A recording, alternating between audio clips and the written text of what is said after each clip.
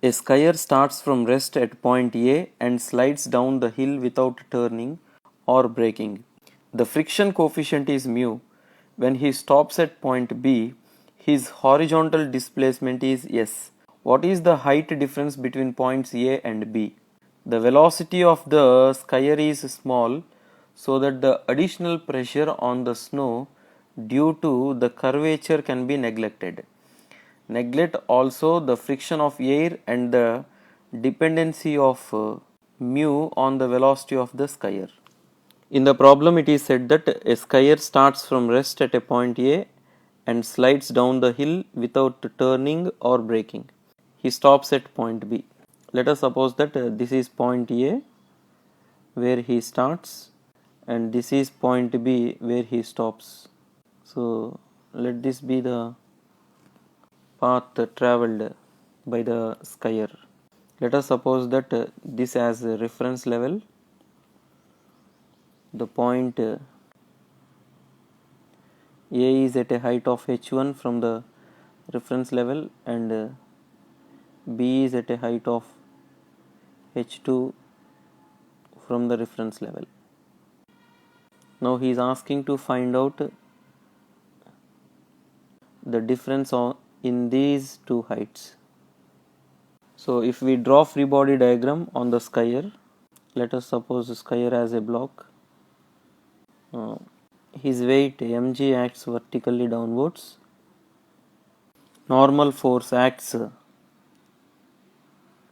in upward direction perpendicular to this inclination. If we suppose this angle as theta, then mg gets resolved into two components as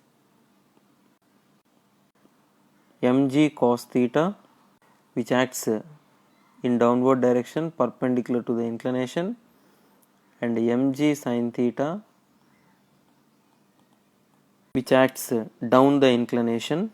Because of this mg sin theta, the block tends to slide down the inclination, so frictional force comes into play along the inclination in upward direction. Now loss in potential energy is utilized to overcome the frictional force.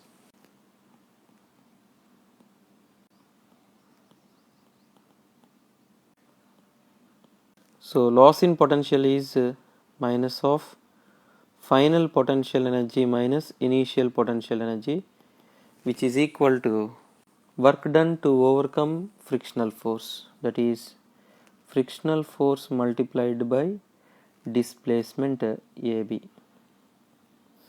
But in problem it is said that the horizontal displacement is S.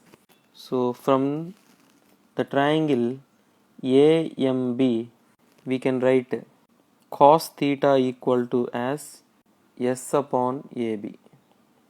So AB can be written as S upon cos theta. So substituting the values here, we get mgh equal to as mu times normal multiplied by S upon cos theta, and normal force is equal to mg cos theta from FBD. So on simplification we get h equal to as mu s. Therefore the correct option is 1.